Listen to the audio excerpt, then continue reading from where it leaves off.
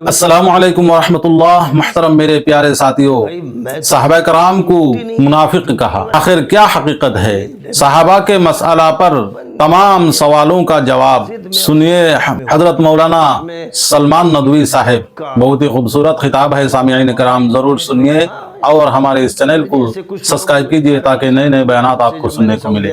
کہ صحابہ کو منافق کہہ دے، میں کہہ سکتا ہوں؟ ارے بھائی، میں تو صحابہ کی مٹی نہیں ہوں، جوتی کے برابر نہیں، لیکن یہ نبی کے ارشادات ہیں۔ دیوبند میں یہ بات صرف ضد میں اور سیاست میں ہوئی، اور اس میں جمعیت کے ایک گروپ کا جو غلبہ ہوا، جمعیت مطلب جمعیت علماء ہند، ہاں یعنی مطلب ان کی وجہ سے کچھ لوگ جو ناراض ہوئے ہم سے، جب میں نے سعودیہ کی مخالفت کی، جب امارات کی مخالفت کی، مولانا ارشد مدنی کو ایک خط لکھا، تو ان سب چیزوں کی وجہ سے ایک مخالفت کے ماحول میں، جس میں سعودیہ نے مخالفت کے لیے لوگوں کو پیسے دیے، یہ بھی مجھے قرآن اور حدیث، قرآن اور حدیث کے خلاف میں یہ کہتا ہوں، اعلان کرتا ہوں پوری دنیا میں، قرآن اور حدیث کے خلاف میری کوئی بات ہو تو اسے پیروں سے رون دو۔ السلام علیکم ورحمۃ اللہ وبرکاتہ۔ وعلیکم السلام ورحمۃ اللہ وبرکاتہ۔ حضرت، سب سے پہلے چڑھنے کے لیے آپ کو ہم بھرپور استقبال کرتے ہیں۔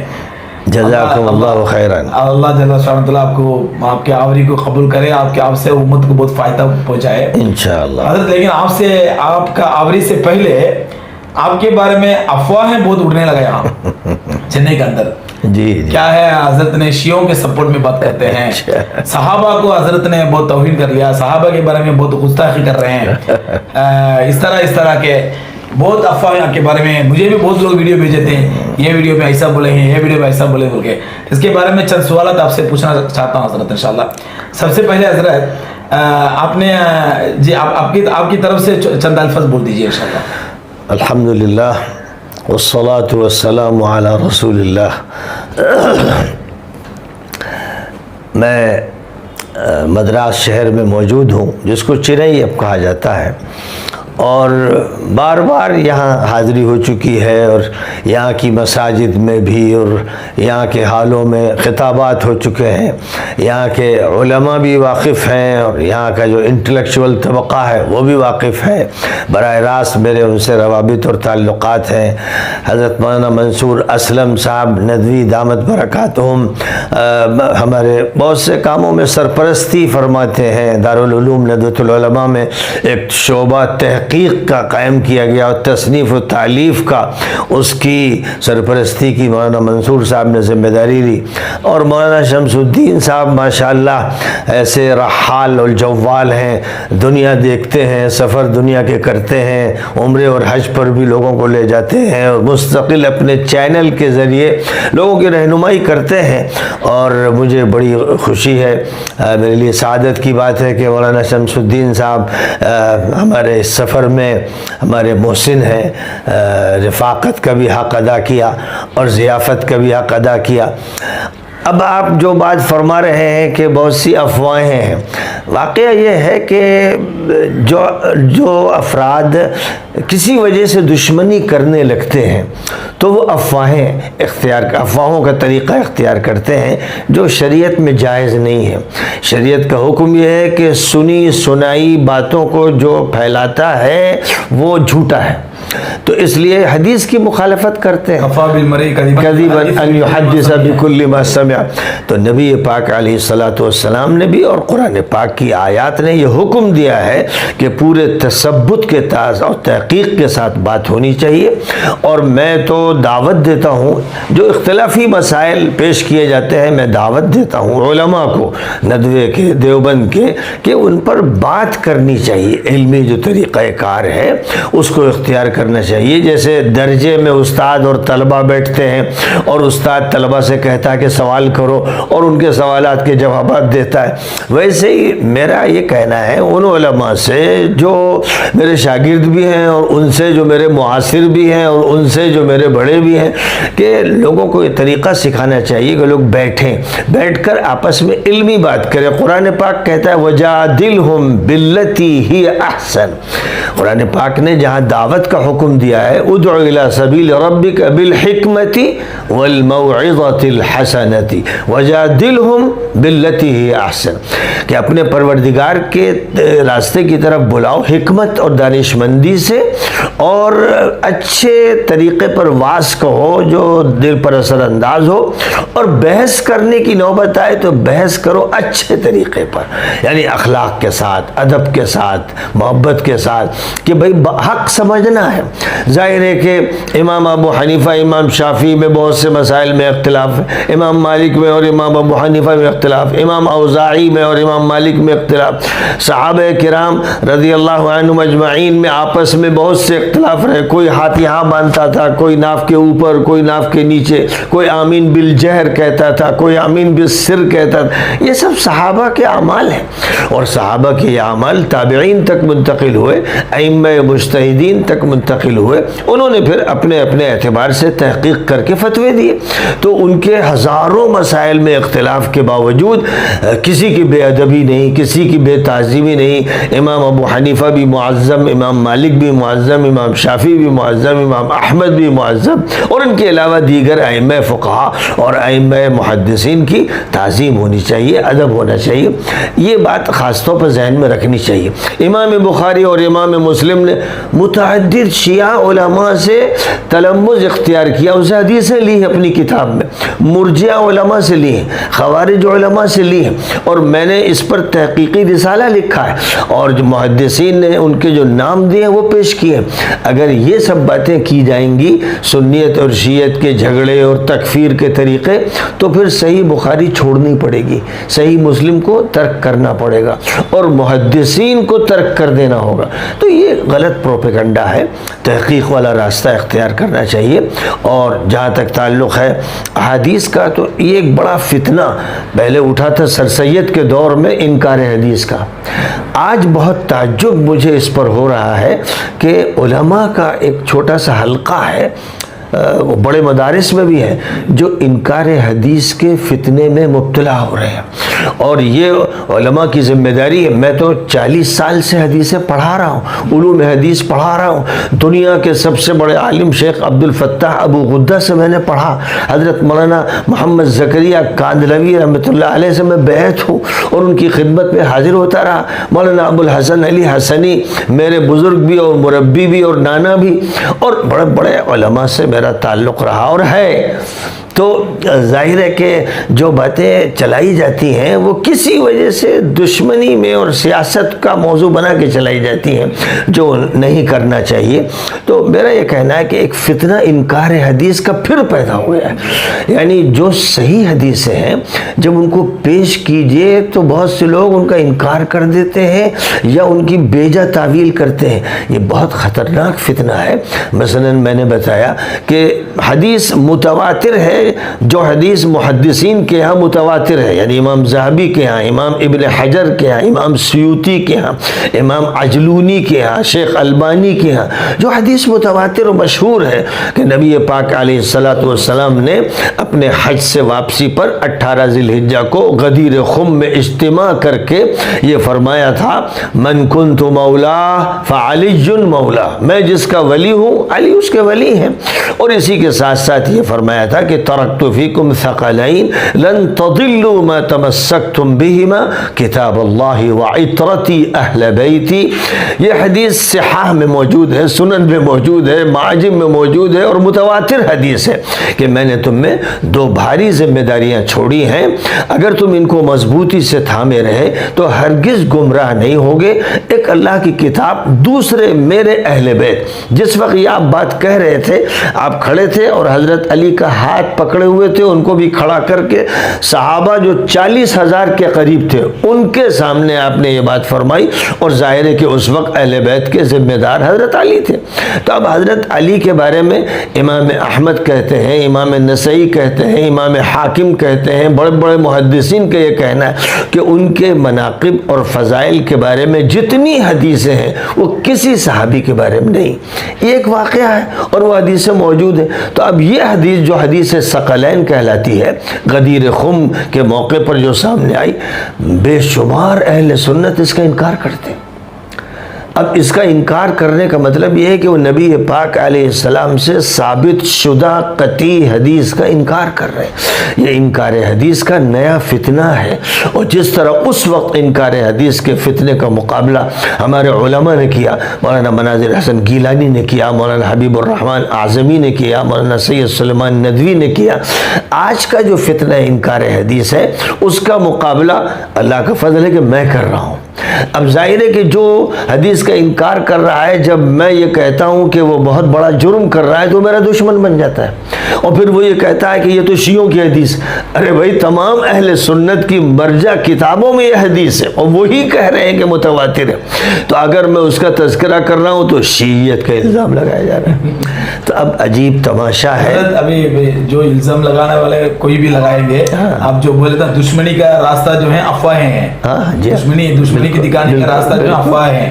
لیکن آپ جو فرمایا تھا اہل بیت سے محبت کرنا ہر مسلمان کا فرض ہے, جس طرح حضور پاک صلی اللہ علیہ وسلم پر محبت کرنا فرض ہے, اسی طرح اہل بیت کو محبت کرنا فرض ہے. لیکن اہل بیت کے محبت کے نام سے دوسرے صحابیوں کو گستاخی نہیں کرنا چاہیے نا. بالکل. لیکن آپ کے بیان کے بارے میں ایک صاحب نے مجھے ایک ویڈیو بھیجا تھا, اس میں ہے منافق صحابہ بول کے آپ نے لفظ سے نکلا. بتا رہا ہوں میں کہ نبی اکرم صلی اللہ علیہ وسلم کی جو حدیثیں ہیں جو ثابت ہیں, میں صرف انہیں پیش کرتا ہوں. اب نبی صلی اللہ علیہ وسلم کی وہ حدیث ہے جو اپنے صحابہ کے بارے میں ہے.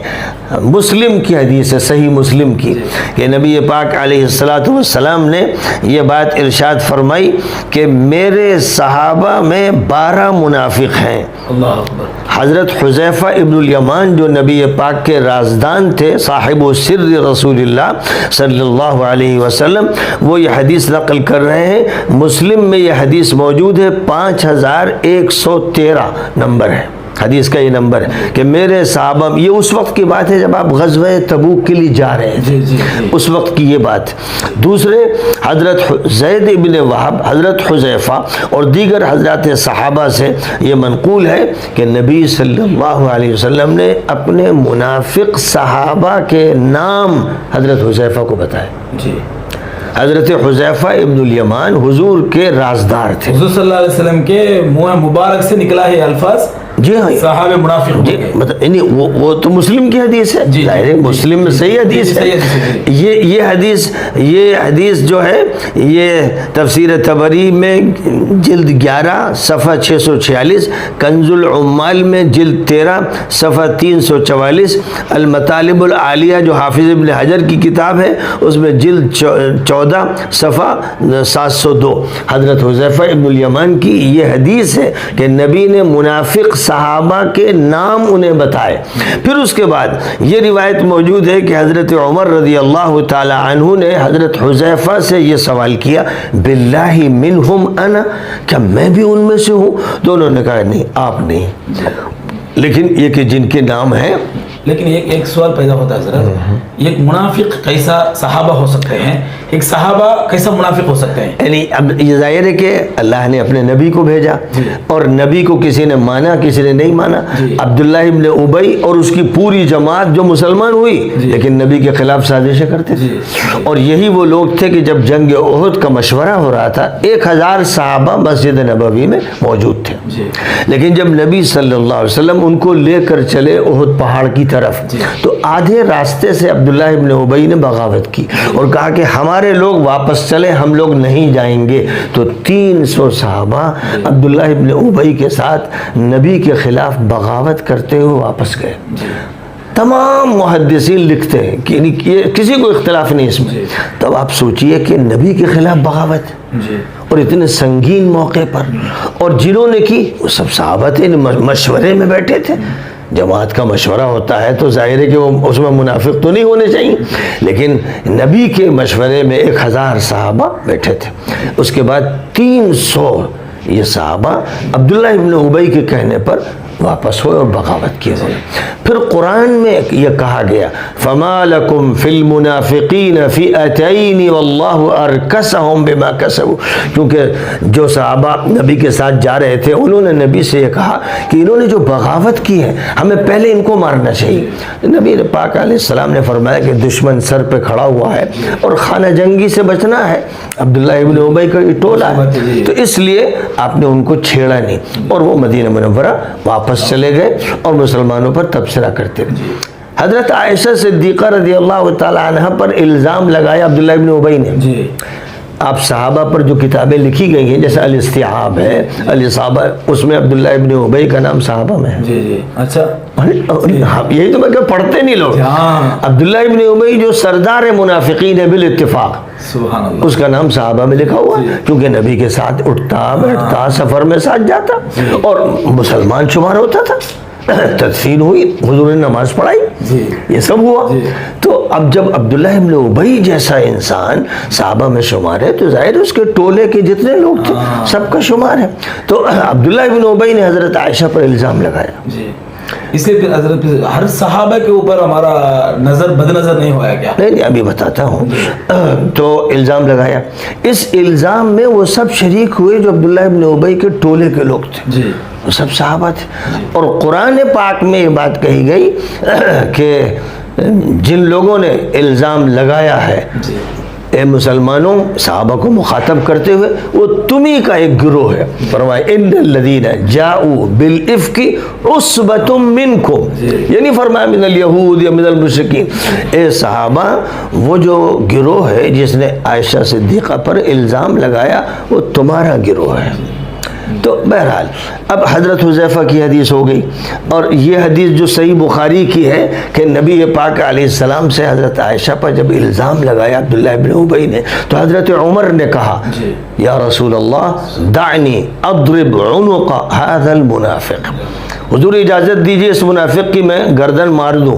تو نبی پاک علیہ السلام نے فرمایا سیقول الناس ان محمدا یقتل اصحابہ، لوگ کہیں گے کہ محمد اپنے صحابہ کو قتل کروا رہے ہیں۔ دیکھ رہے ہیں آپ، یعنی جو لوگ شریک ہیں عائشہ پر الزام لگانے میں وہ صحابہ ہیں، اور نبی یہ فرما رہے ہیں کہ پھر لوگ یہ کہیں گے کہ محمد اپنے صحابہ کو قتل کروا رہے ہیں۔ حضرت یہ حدیث یہ بخاری میں ہے اور یہ ہے 4905 نمبر، اور مسلم میں ہے، اس کا نمبر ہے 6748۔ یہ حدیث ہو گئی۔ اب آپ حضرت ام سلمہ ام المؤمنین کی حدیث دیکھ لیجئے کہ وہ کہتی ہے کہ نبی پاک علیہ السلام نے فرمایا میرے صحابہ میں، یہ لفظ ہے، میرے صحابہ میں وہ بھی ہوں گے جو مجھ سے جدا ہونے کے بعد یا مرنے کے بعد نہ مجھے دیکھیں گے نہ میں ان کو دیکھوں گا۔ حضرت عمر رضی اللہ تعالیٰ عنہ کو جب یہ حدیث معلوم ہوئی تو وہ حضرت ام سلمہ کی خدمت میں حاضر ہوئے اور یہ کہا میں تو ان میں سے نہیں ہوں۔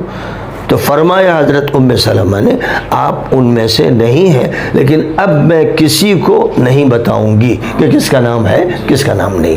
یہ حدیث ہے مسند احمد میں جلد 6 صفحہ 290، مسند بزار میں جلد 3 صفحہ 172، طبرانی میں یہ حدیث ہے جلد نمبر 23 اور صفحہ 319 اور 394 اور 941، اسحاق ابن راہوے کی مسند میں ہے جلد 4 صفحہ 215، ابو یعلا کی مسند میں ہے جلد 12 صفحہ 436۔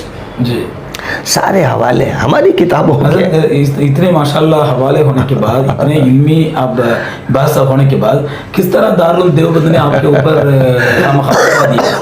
ان کے پیچھے نماز نہیں پڑھنا ہے، ان کو بیان نہیں سننا ہے۔ دیکھیے اب یہی کہتا ہوں، میں اس لیے پوچھ رہا ہوں، میں بھی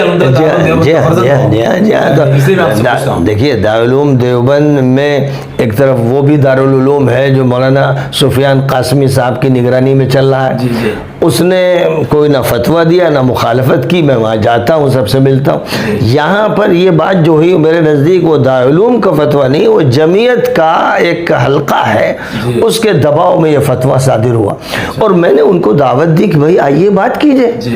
بات کیجئے. میں نے صحابہ کرام پر ایک ضخیم کتاب 600 صفحے کی شائع کی, جس میں وہ میرے پاس بھی جس میں وہ روایتیں جو صحیح ہیں اور صحابہ کے بارے میں. تو اب ایک طرف جو صحیح روایتیں ہیں صحابہ کے فضائل میں, وہ بھی میں لکھ رہا ہوں, بیان کر رہا ہوں, اور جو حدیثیں ہیں صحابہ کے دوسرے پہلو کے بارے میں وہ بھی پیش کر رہا ہوں کہ نبی جو کہیں گے وہ مانیں گے ہم, جو قرآن کہے گا, جو نبی کہیں گے وہ ہم مانیں گے. ہمارا یہ کام ہے. علم کا کتمان کرنا یا علم کی تحریف کرنا یہ جائز نہیں ہے, اور ان حدیثوں کو چھوڑنا انکار حدیث ہے, اور انکار حدیث کا فتنہ بے انتہا خطرناک ہے. رہ گیا کہ صحابہ کو منافق کہہ دے, میں کہہ سکتا ہوں, ارے بھائی میں تو صحابہ کی مٹی نہیں ہوں, جوتی کے برابر نہیں, لیکن یہ نبی کے ارشادات ہیں. اب نبی کے جو ارشادات ہیں ان کو بیان کرنا عالم پر فرض ہے, علم کو چھپانا جائز نہیں ہے. تو دیوبند میں یہ بات صرف ضد میں اور سیاست میں ہوئی, اور اس میں جمعیت کے ایک گروپ کا جو غلبہ ہوا, جمعیت مطلب جمعیت علماء ہند, ہاں یعنی مطلب ان کی وجہ سے کچھ لوگ جو ناراض ہوئے ہم سے, جب میں نے سعودیہ کی مخالفت کی, جب امارات کی مخالفت کی, مولانا ارشد مدنی کو ایک خط لکھا, تو ان سب چیزوں کی وجہ سے ایک مخالفت کے ماحول میں, جس میں سعودیہ نے مخالفت کے لیے لوگوں کو پیسے دیے, یہ بھی مجھے معلوم, تو اس زمانے میں یہی سب باتیں ہوئی کہ سلمان کو کہو کہ یہ شیعہ ہو گیا. ارے بھائی میں تو یہ کہتا ہوں شیعہ ہوں, سنی ہوں, بریلوی ہوں, دیوبندی ہوں, سب مسلمان ہیں. اور میں نے باقاعدہ یہ بھی کہا کہ اگر شیعہ کافر ہیں تو آئیے آپ کا یہ کافر ہیں اس کو ثابت کر دیجئے, پھر ہم لوگ مطالبہ کریں حکومت سعودیہ سے کہ ان کا حج بند کیجیے. جو معاملہ قادیانیوں کے ساتھ ہے وہ شیعہ کے ساتھ کیجیے. اب پوری امت اس پر متفق نہیں, ہمیشہ ان کو مسلمان سمجھا, تو جب مسلمان سمجھا تو دعوت دیجئے, اصلاح کیجئے, جھگڑے نہ کیجئے. تو میں شیعوں سے یہ کہتا ہوں کہ ابو بکر و عمر اور عثمان کے خلاف تان و تشنیع آپ کی قبول نہیں کی جائے گی. اگر ایسا ہوگا تو ہمارا کوئی تعلق نہیں. اسی طرح حضرت عائشہ پر الزام قبول نہیں کیا جائے گا. اگر آپ ان پر الزام تراشی کریں گے تو کوئی تعلق نہیں ہوگا. یہ ساری باتیں پوری وضاحت سے میں کہتا ہوں, ایران میں بھی کہتا ہوں, ہندوستان میں بھی کہتا ہوں, اور مقصد یہ ہے کہ امت میں جو بگڑ گیا اس کی اصلاح کی جائے, وہ ہمارے درمیان ہو یا کسی کے درمیان ہو. اور یہ پوری امت ایک امت ہے. نبی پاک علیہ السلام نے ایک امت بنائی, اور ہماری ذمہ داری ہے کہ ہم امت کو پھر اس جگہ لے جائیں جہاں امت میں اتحاد پیدا ہو. اب چونکہ میں شیعوں میں ایران جاتا ہوں, وہاں تقریر کرتا ہوں, یہ بات بری لگتی ہے, اور اس کی وجہ سے الزام لگاتے ہیں. کتنے علماء ہندوستان کے ہیں جو ایران گئے, وہ جاتے ہیں, وہاں کی دعوت پہ جاتے ہیں, تو ان پر یہ الزام نہیں لگایا, مجھ پر یہ الزام لگایا جا رہا ہے, کیونکہ میں نے حدیثوں کو جمع کیا. خلفائے راشدین پر حضرت شاہ ولی اللہ دہلوی کی جو کتاب ہے اس کی میں نے تلخیص شائع کی. یہ ساری چیزیں شائع کی تاکہ الزام بے معنی صحابہ پر میں لکھ رہا ہوں, خلفائے راشدین پر لکھ رہا ہوں, اور ساتھ ہی ساتھ یہ کہہ رہا ہوں کہ اگر نبی پاک علیہ السلام نے حضرت حذیفہ کو بتایا, اگر احد کے موقع پر 300 صحابہ نے بغاوت کی, اگر ام سلمہ ایک حدیث بتا رہی ہیں, اسی طرح دیگر حدیثوں سے ایک بات ثابت ہو رہی ہے, تو ہمیں سمجھنا چاہیے کہ قرآن کے بیانات اور نبی کے بیانات یہ ہیں کہ صحابہ میں مخلص بھی ہیں, غیر مخلص بھی ہیں. صحابہ سے مراد کیا؟ جو مسلمان ہوا اور اس نے حضور کو دیکھ لیا. تو سیرت پڑھیں گے آپ تو دیکھیں گے کتنوں نے حضور کو ستایا, وہ مسلمان تھے. اور قرآن پاک میں جا بجا ذکر ہے صحابہ کا اور ان کی حیثیت کا. مثلا قالت الاعراب آمنا قل لم تؤمنوا ولكن قولوا اسلمنا ولما يدخل الايمان في قلوبكم. یہ اعراب, یہ بدو صحابہ, ذکر صحابہ کا ہے, وہ کہتے ہیں ہم مومن. اے نبی کہہ دیجئے مومن نہیں ہو تم, ایمان تمہارا دل میں داخل نہیں ہوا. تو اب یہ صحابہ کے بارے میں تو ہے. اسی طرح ان الذين ينادونك من وراء الحجرات اکثرهم لا يعقلون.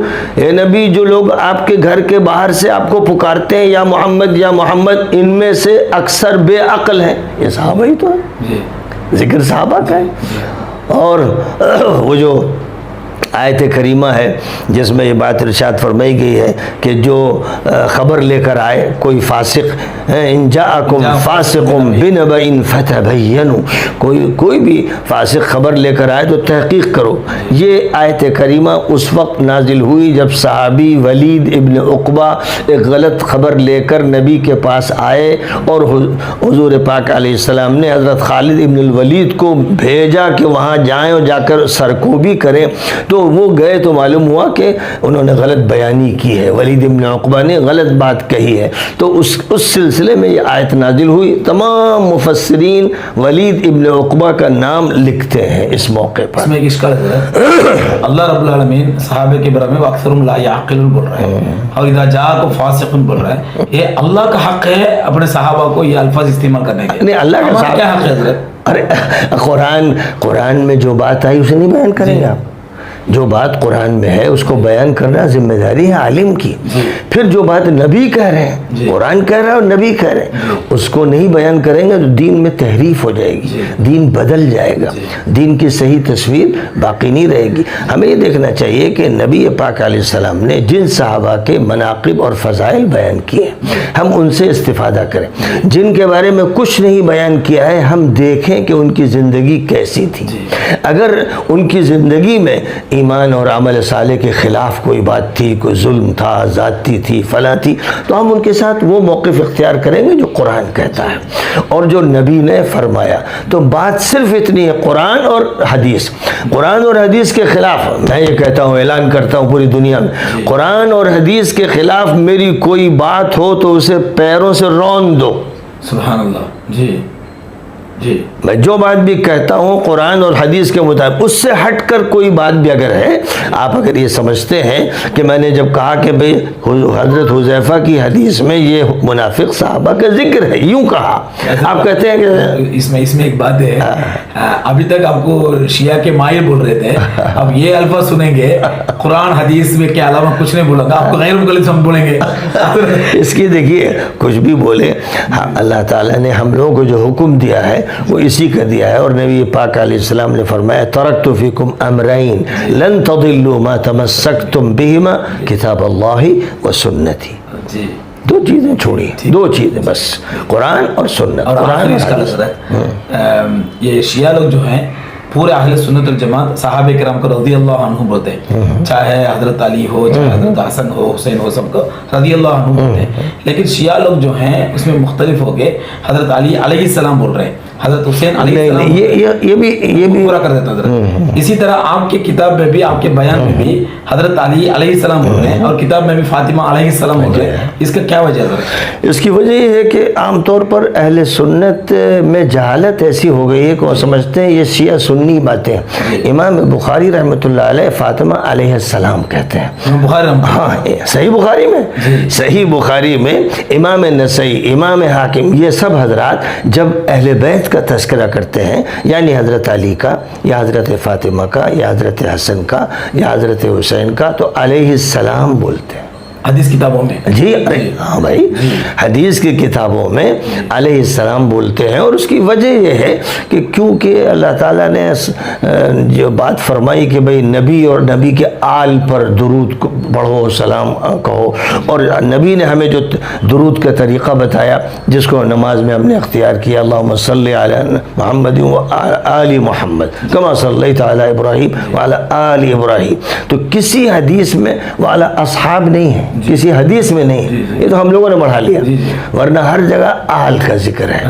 تو اب اس کا مطلب یہ ہوا کہ صلاۃ کا جو لفظ ہے، یہ درود جسے ہم کہتے ہیں، وہ حضور کے لیے ہے اور آل نبی کے لیے ہے، اس لیے علیہ السلام ان کے لیے خصوصی طور پر بولا جاتا ہے، اور یہ محدثین کا عمل ہے، لیکن لوگوں کو معلوم نہیں ہے، اور معلوم نہ ہونے کی وجہ سے وہ کہتے ہیں ارے یہ علیہ السلام بول رہے ہیں، ارے بھائی بخاری بول رہے ہیں اور نسائی بول رہے ہیں، بڑے بڑے बड़े मुहद्दिसीन अलैहिस्सलाम लफ्ज़ इस्तेमाल करते हैं, ये लोगों को बताना चाहिए ताकि गलत फहमी न रहे। जैसे हमारे बड़े बड़े उलमा को रज़ी अल्लाह अन्हु कहते हैं, अबू हनीफा रज़ी अल्लाह अन्हु, शाफ़ी रज़ी अल्लाह अन्हु, आपने भी देखा होगा उलूम हदीस की किताबों में पूरे लोग रहमतुल्लाह अलैह बोलते हैं, लेकिन अइम्मा को रज़ी अल्लाह अन्हु बोला जाता है, किताबों में है वो एक इस्तिलाह बना ली कि सहाबा के लिए रज़ी अल्लाह अन्हु, उनके बाद के लिए रहिमहुल्लाह, लेकिन ये इस्तिलाह अमलन है नहीं। जो हमारी किताबें हैं इल्म हदीस की तफसीर की, उसमें रज़ी अल्लाह अन्हु बोला गया है तमाम उलमा के लिए। जी जी जी। तो ये क्योंकि नावाक़फ़ियत है,